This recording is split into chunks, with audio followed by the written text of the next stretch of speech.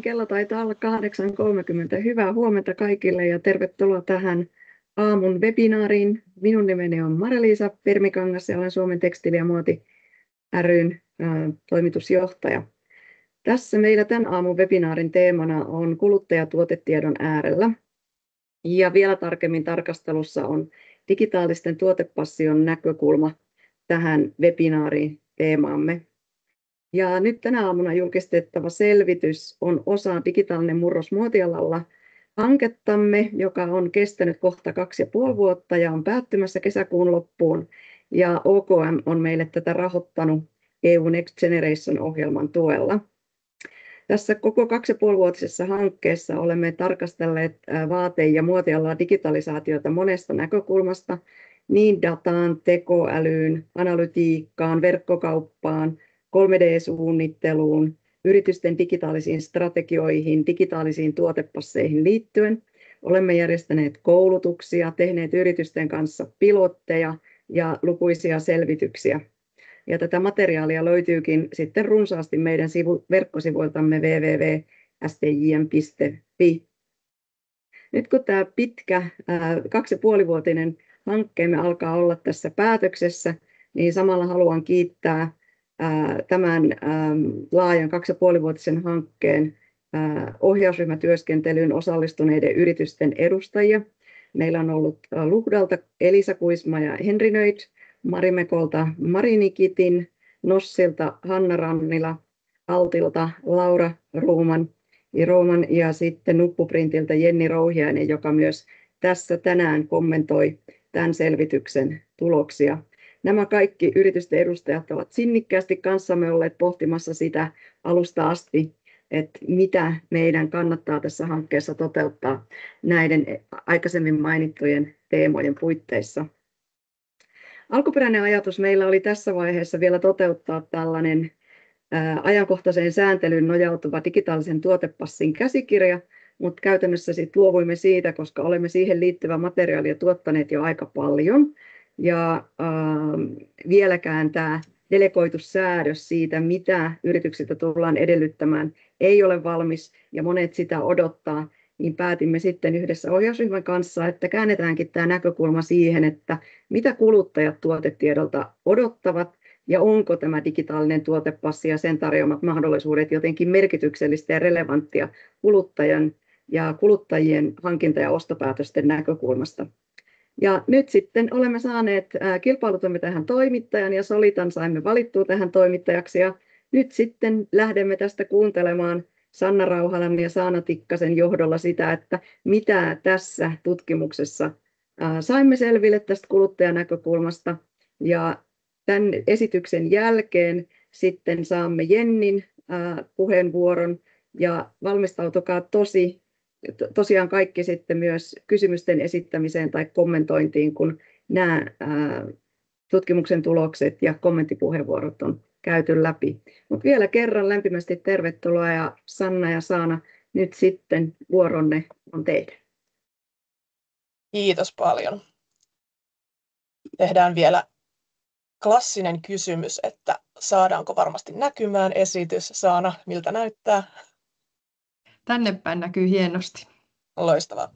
Jes, eli tervetuloa meidänkin puolesta. Olen tosiaan Sanna Rauhala Solitalta, kuljenimikkeellä design-antropologi, mikä tarkoittaa, että keskityn hyvin pitkälti just tällaisiin asiakasymmärryksen projekteihin, mutta myös laajemmin sitten digitaalisen kehityksen ja strategiaan. Ja sitten meillä on Saana tuolla linjoilla.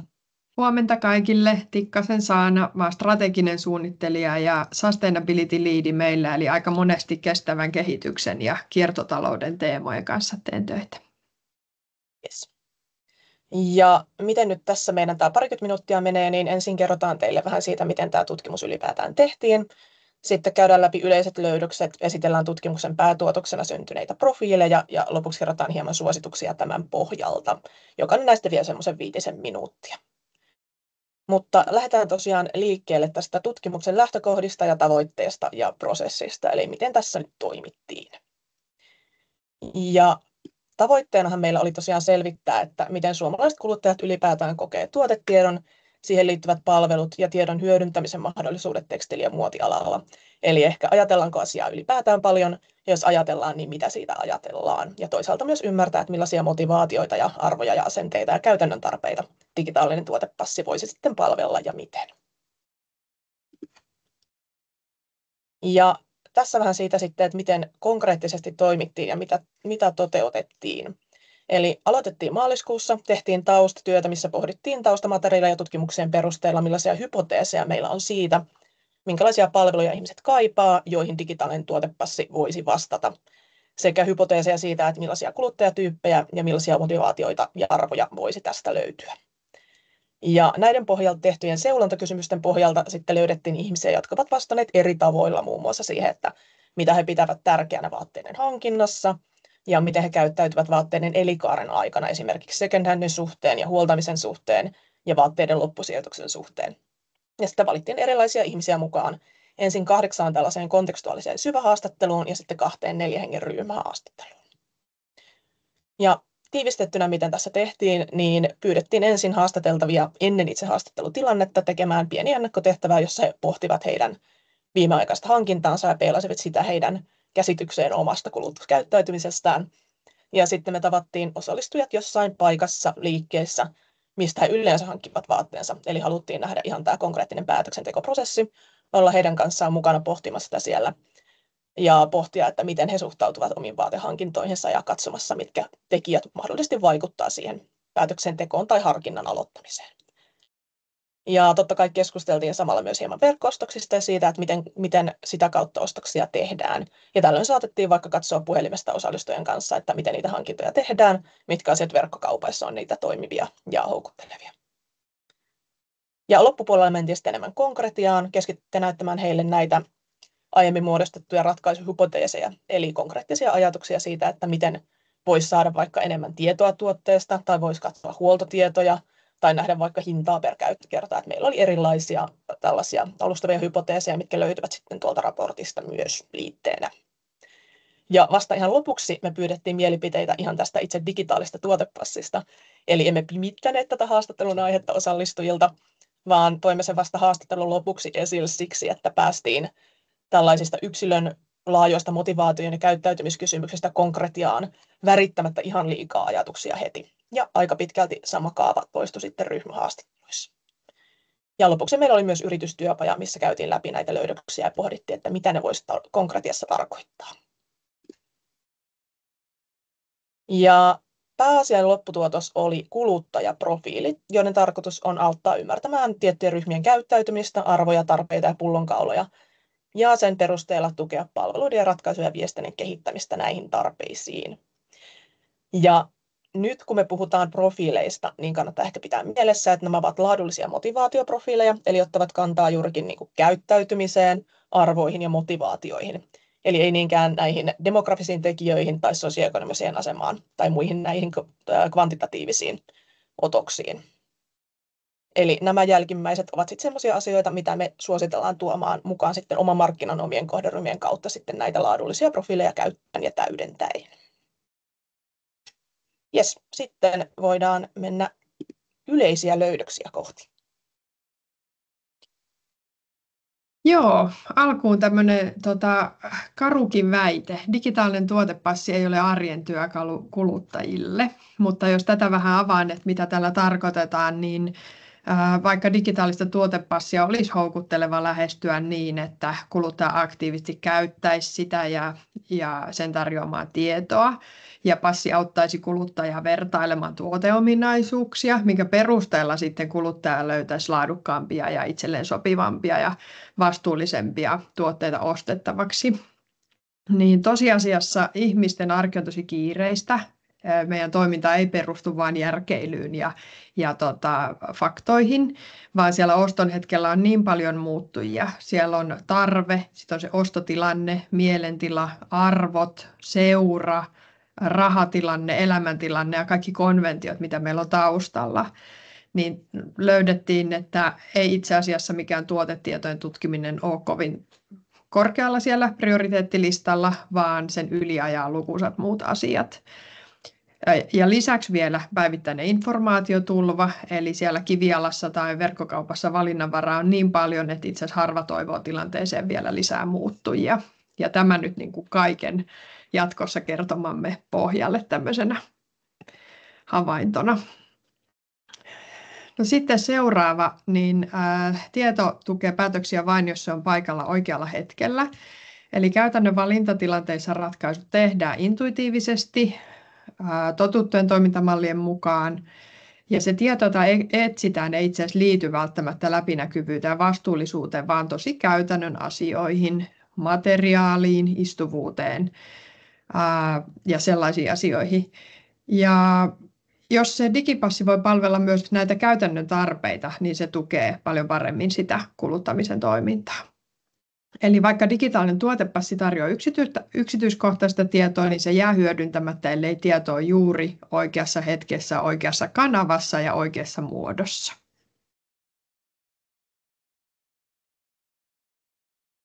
No sitten vaikka vastuullisuus koetaan tärkeäksi arvoksi, niin todellisuudessa hinta, mukavuus, tunnepohjaiset motiivit ajaa sen ohi.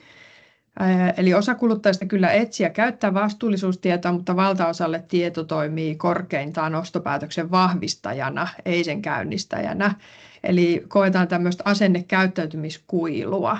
Eli vastuullisuus on läsnä, se on tärkeä arvo, mutta se ei automaattisesti muutu vastuullisiksi teoiksi.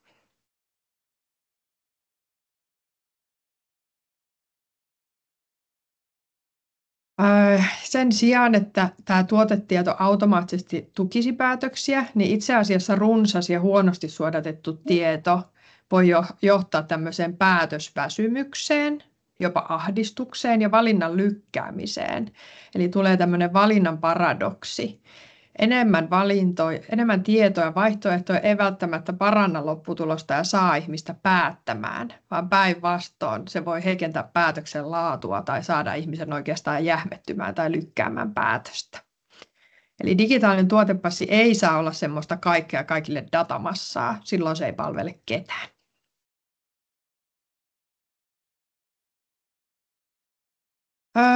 No sitten vielä kustannuksista. Eli yritykset totta kai miettii, että kuka tämän maksaa, kuka maksaa digitaalisen tuotepassin kehittämisen, mutta itse asiassa haastatteluissa myös kuluttajat toi tätä ilmi yllättävänkin paljon.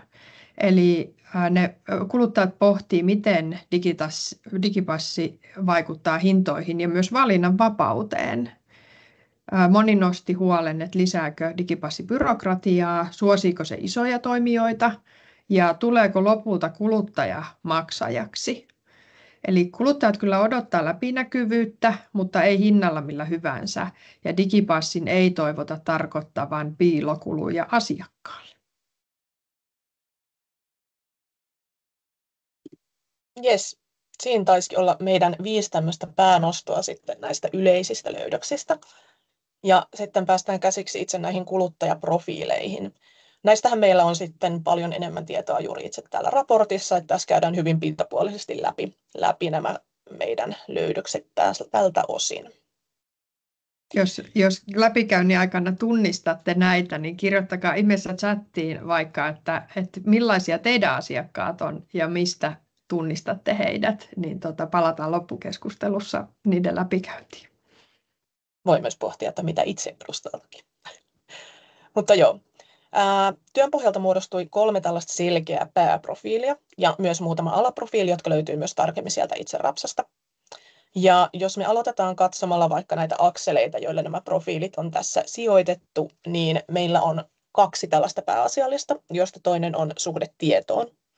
Ja siinä me nähdään, että toisessa päässä tieto on arjen ehdoilla ja toisessa päässä on analyyttinen tiedon etsintä. Ja nämä kuvaa sitä, että miten sitä tuotetietoa tai tietoa arjessa etsitään vaikka ostoksen yhteydessä tai sitä harkintaa tehdessä. Ja sitten meillä on kuluttamisen tapa, jossa alhaalla on spontaani tunnepohjainen kuluttaminen, ylempänä harkitseva kuluttaminen. Ja profiilien asettaminen tähän asteikolle auttaa ymmärtämään paremmin juurikin sitä, että millaista päätöksentekoa eri profiileilla ostotilanteessa on ja millaista roolia tieto siinä näyttelee. Ja tuosta kuvasta näkyy vähän tarkemmin, että miten nämä profiilit sitten jakautuvat tuolla akselistossa. Ja saatoitte myös huomata tätä kuvaa katsoessa, että kaikki profiilit painottuu selkeästi tuonne vasemmalle. Eli tieto on arjen ehdoilla. Ja tämä olikin selkeästi asia, mikä yhdisti kaikkia osallistuneita huolimatta siitä, millainen profiili heillä oli. Eli hyvin harva oli sellainen, että kaivelevat aktiivisesti tietoa siellä arjessaan, erityisesti ennen kuin heillä varsinaisesti on mikään ostopäätös edes tehtynä. Eli yleensä se on juurikin tämä arjen hetki ja ostopäätöksen tekeminen ja tuotteen löytäminen, milloin sitä tietoa kaivataan. Jes, katsotaan sitten vielä näitä itse profiileja vähän tarkemmin. Eli ensimmäisenä meillä on tällainen johdonmukainen järkeilijä. Ja tämän profiilin tunnekokemus ja kokemus itsestään kuluttajana koostuu siitä, että halutaan nähdä itsensä järkevänä ja fiksuja valintoja tekevänä, joka ostaa kestävää, ostaa tarpeeseen. Ja kun puhuttiin aiemmin jo siitä arvojen ja käyttäytymisen ristiriidasta ja mahdollisesta gapista siinä, niin tällä profiililla käyttäytymisen ja aikomusten välinen kuilu ei itse asiassa vaikuttanut kovin suurelta. Eli ovat melko johdonmukaisia tässä käyttäytymisessään. Usein ostaminen ainakin esitehtävän ja kerrotun mukaan noudattaa harkitsevuutta ja sitä pidemmälle katsomista. Eli jos puhutaan vaikka tästä Kahnemanin 2 systeemin ajattelusta, joka kuvaa ihmisten päätöksentekoprosesseja, niin johdonmukainen järkeilijä prosessoi enemmän tämän hitaan harkitsevan ajattelun kautta, ei niinkään tämän nopean ja tiedostamattoman. Ja jos puhutaan suhteesta vastuullisuuteen, niin tämä profiili on sellainen, mitä voisi kutsua arkisesti vastuulliseksi kuluttajaksi. Eli pidetään sitä kestävää kuluttamista tavoiteltavana asiana, mutta identiteetti ei rakennu niinkään minkään vastuullisuuden varaan, että se enemmän tulee siitä järkevyydestä ja käytännöllisyydestä. Eli se arjen kestävyys syntyy siitä, että ostaa tarpeeseen, ostaa kunnollista kun ostaa ja pitää huolen siitä, mitä on hankittu. Ja usein käytetään myös tuotet loppuun ihan riekaleiksi asti tai sitten ne alennetaan arvassa mökki- tai remppavaatteiksi. Sitten toisena profiilina meillä on ideaaliminen tavoittelija. Ja siinä, missä sitten taas tämä johdonmukainen järkeilijä käyttäytyy kestävästi, mutta ei perusta identiteettiään vastuullisuuteen, niin ideaaliminen tavoittelijalle vastuullisen kuluttajan identiteetti on todella tärkeä. Eli halutaan identifioitua ihmiseksi, joka tekee ympäristövastuullisia valintoja, ja usein myös esimerkiksi sosiaalinen piiri on vahvassa roolissa tuomassa tietynlaista painetta tähän. Ja tämä profiili suosiikin usein brändejä, jotka hän kokee vastuullisiksi ja jotka on onnistuneet luomaan kuvan itsestään kestävänä valintana, ja mainonnalla, somella, puskaradiolla on iso rooli tämän mielikuvan muodostumisessa. Ja se, mikä tätä identiteettiä haastaa, on kuitenkin usein se, että valintoja tehdään usein hyvin tunnepohjaisesti ja visuaalisesti. Ja jos brändi koetaan luotettavana, se toimii usein synninpäästönä sille, että hankintoista tehdään sen brändin sisällä enemmän kuin tarpeellista. Ja samoin second hand toimii usein synninpäästönä silleen, että ostetaan sitten enemmän vaatteita, koska ne sitten ovat jo valmiiksi ostettuja jonkun muun toimesta. Ja nämä eivät ole mitään tiedostamattomia käyttäytymismalleja, vaan profiili on hyvin tietoinen tästä arvokäytösristiriidastaan, mikä taas aiheuttaa välillä tuskaa hänelle. Ja viimeisimpänä, mutta ei vähäisempänä, meillä on vaivattomuuden arvostaja. Ja käytännössä kaikkia tämän profiilien edustajia, tai ainakin suurta valtaosaa heidän valinnoistaan ohjaa vaivattomuuden kokemus, eli ostamisen pitää tuntua helpolta. Pientä hajontaa on siinä, että mikä sitä vaivattomuuden kokemusta sitten puolestaan tuottaa. Joillekin se on se helppo ostoprosessi ihan napin painalluksella. Toisille taas se, että voit mennä kauppaan ja tiedät, että siellä on juuri se asia, mitä haluat, ja tiedät, että saat asiantuntevaa apua sitten myyjiltä itse kaupassa. Eli molemmissa tapauksissa tärkeää on, että vaivaa ei tarvitse nähdä itse. Ja jos halutaan ohjata kohti jotain tiettyä päätöstä, niin kuratointi ja valinta pitää olla vakuuttavasti tehtynä valmiiksi. Ja se, mikä erottaa tätä profiilia edellistä, on ehkä se, että he eivät koe identifioidua kovin vahvasti tietynlaiseksi kuluttajaksi. Eli kestävät valinnat on hyvä lisä, mutta eivät ohjaa sitä ostopäätöstä. Eli jos halutaan esimerkiksi ohjata tätä profiilia kohti kestäviä valintoja, niin sen tulee samalla tarkoittaa myös helpompaa ja parempaa. Nopeasti ehkä näiden pääprofiilien lisäksi haluttiin nostaa esille myös 3 tällaista profiilia, jotka eivät olleet kauheasti esillä meidän haastateltavien joukossa, mutta jotka nousi enemmän tästä tutkimusta ympäröivistä keskusteluista ja taustakartoituksesta. Eli täällä on statuksen korostaja, pikamuodin tilaaja sekä tiedon tarkka speksaaja, joista erityisesti tuo jälkimmäinen voi tämän digitaalisen tuotepassin kannalta olla kiinnostava ryhmä. Ja näiden olemassaolon tarkoitus on herätellä hieman vaihtoehtoisiin kulmiin noiden pääprofiilien lisäksi. Jokaiseen pääprofiiliin löytyy raportista muun muassa tämmöinen ratkaisusivu, missä on nostettu esille näille profiileille kiinnostavia kulmia. Tässä on esimerkiksi johdonmukaisen järkeilijä. Jos miettii esimerkkinä vaikka meidän ensimmäistä haastateltavaa, hän harrasti paljon metsästämistä, luonnossa liikkumista ja viettävät koko perheensä kanssa tosi paljon aikaa ulkona, niin sekä hänen harrastevaatteet että arkivaatteet hankittiin selkeästi johdonmukaisen järkeilijän profiilin mukaisesti. Paitsi jos kyse oli remppavaatteista, jolloin saattoi olla euron riepumista vain hänen sanojensa mukaisesti. Mutta kun puhutaan vaikka metsästysvaatteesta, niin vaatteen pitää olla paitsi kestävä, niin pitää myös olla hiljainen ja veden kestävä ja muita luonnossa liikkujalle tärkeitä asioita. Eli tärkeintä tässä on ymmärtää se oikea käyttökonteksti ja tuoda vakuuttavaa tietoa sitten sen mukaan tuotteen kestävyydestä, laadusta ja esimerkiksi huolto-ohjeista. Yes. Ennen kuin siirrytään vielä tuohon viimeiseen osioon, niin ehkä vika-asia, mitä kannattaa muistaa, on, että nämä profiilitkin saattaa olla tilanneriippuvaisia. Eli kalliisiin harrastusvaatteisiin just saattaa päteä vähän eri periaatteet kuin niihin remppavaatteisiin. Tai jos olet menossa vaikka linnanjuhliin, niin siinä on eri periaatteet kuin työpaikalle. Eli kannattaa tulkita myös vähän sen kautta. Jos mietin itseäni, niin on ainakin ulkoharrastusvaatteissa hyvinkin järkeilijä, mutta sitten arkivaatteissa on vähän idealistin vikaa. Mites Saana? Hyvä esimerkki. Kyllä mä oon ideaaliminen tavoittelija, mutta vähän semmoinen niin kuin harkitseva versio siitä ja sitten taivun johonkin päätökseen. Mutta kyllä elämäntilanne on viime vuodet vienyt kohti vaivattomuuden arvostajaa, eli ruuhkavuodet sit ajaa kohti, että nyt jostain joku ratkaisu kehiin ja elämässä eteenpäin, että ratkaisispa joku tämän mun puolesta tyyppisiin tilanteisiin.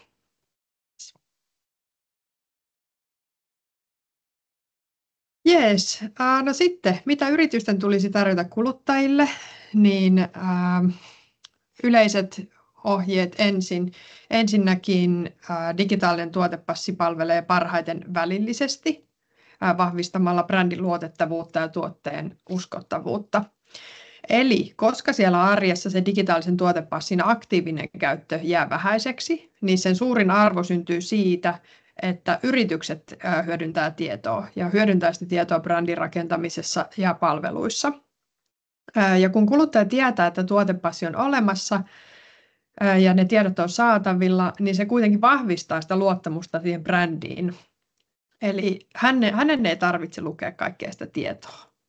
Passi voi toimia vähän tämmöisenä taustavakuutuksena valinnalle. Se rakentaa tunnetta siitä, että tuotteeseen voi luottaa ja että valmistaja toimii vastuullisesti. Ja tämmöinen emotionaalinen luottamuksen rakentaminen on vähintään yhtä tärkeä kuin se varsinainen niin kuin absoluuttisten faktojen välittäminen.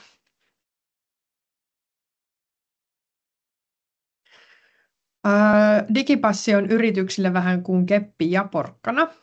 Eli valmistajille nämä tiedot auttaa valitsemaan yhteistyökumppaninsa paremmin ja parantamaan omaa toimintaansa sekä tuotteen että tuotantoketjun osalta. Eli se keppinä vähän niin kuin pakottaakin parantamaan omaa toimintaansa.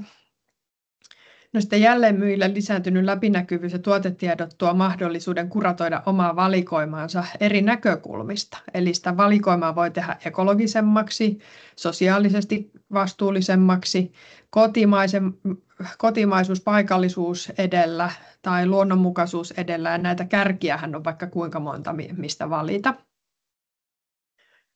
Sitten tämä läpinäkyvyys voi myös auttaa perustelemaan laadukkaamman ja vastuullisemman tuotteen korkeampaa hintaa. Eli kun valtaosa kuluttajista tekee tämmöistä hintalaatuvertailua vähintään mielessään, niin jos sitä laadun näkökulmaa valotetaan, voi kuluttaja olla valmis myös maksamaan enemmän. Ja tämä me nähdään, että voi olla iso mahdollisuus suomalaisille muoti- ja tekstiiliyrityksille.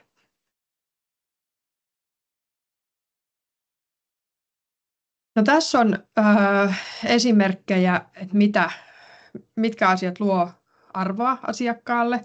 Ihan ensimmäisenä ja ehkä niin kuin tämä painottui sikäli eniten, varsinkin näille vaivattomuuden arvostajille, niin se, että hommat hoidetaan kuluttajan puolesta. Parempia tuotteita valikoimia valmistajien tai myyjien kautta. Kuluttajan ei tarvitse vaivautua, vaan hän saa ainoastaan hyviä vaihtoehtoja. No sitten tämmöinen pragmaattinen kakkonen, tieto ei huku, vaan kulkee tuotteen mukana. tämmöisille tarvepohjaisille järkeilijöille. Eli kun sulla on tuote, sä voit skannata sen ja näet pesuohjeet tai huolto-ohjeet, ehkä huoltopalvelutkin, tai jopa, että mistä voit ostaa seuraavan samanlaisen hyväksi koetun tuotteen. Sitten 3. mahdollisuus kuulla tuotteen tarina kiinnosti hyvin laajasti. Se, että kerrotaan jollain hyvällä nimenomaan tarinamuodolla se, että mistä tuote tulee, niin kiinnostaa kyllä laajasti. Ja sitten ehkä se tarkkuustaso vaihtelee, eli kaikki ei halua mitenkään absoluuttisesti sitä kuulla, vaan semmoisella hyvällä omaksuttavalla tasolla se, että mistä tuote tulee. Ja 4. mahdollisuus vertailla tuotteita mahdollisimman vertailukelpoisessa muodossa. Eli esimerkiksi jos verrataan ruoan näihin ravintoarvotaulukoihin, niin siinä ollaan opetettu ihmisille, että aina katsotaan näitä tiettyjä asioita tässä tietyssä formaatissa. Niin jotain samantyyppistä pitäisi luoda kyllä vaate- ja tekstiilialalle, että aina ne samat tuotteet, jotta on mahdollisuus ylipäätään hahmottaa, että mikä tuote on parempi kuin toinen.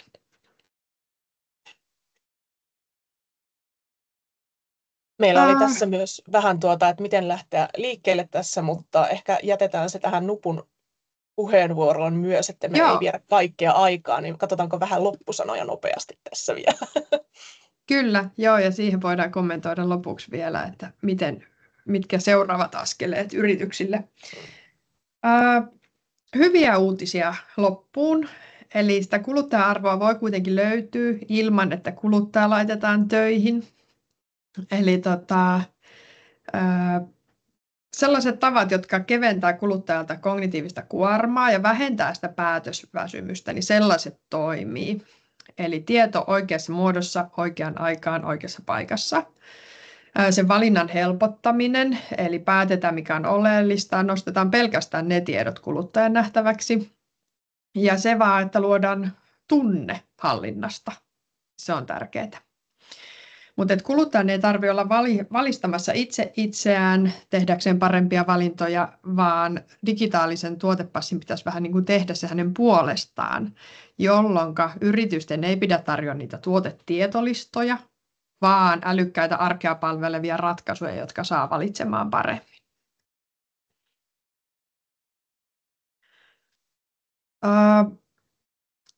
Erityisen hyvin tai huonosti hoidetut asiat nousevat pintaan, ja tällä tarkoitetaan sitä, että vaikka valtaosa kuluttajista ei lue tietoja kovin tarkkaan, niin joku lukee.